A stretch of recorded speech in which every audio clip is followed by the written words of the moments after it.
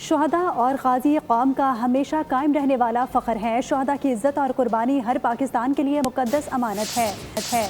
Field marshal Syed Asim Munir کا G H Q میں پاک فوج کے افسران اور جوانوں کو عسکری اعزازات دینے کی تقریب سے خطاب۔ پاک فوج اور قانون نافذ کرنے والے اداروں کی آپریشنل تیاری اور غیر متزلزل عزم کو بھی سراہا۔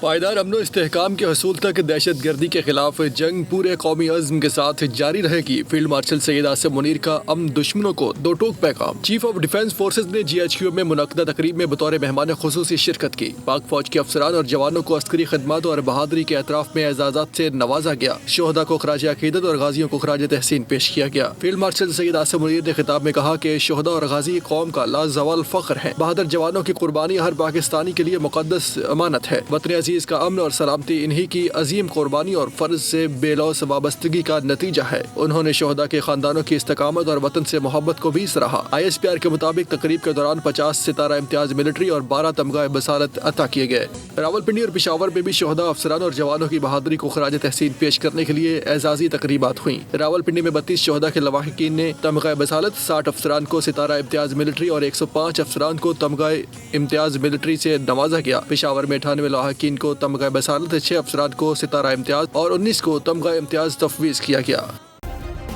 سبسکرائب کریں اور بیل دبائیں تاکہ کوئی خبر رہ نہ جائے۔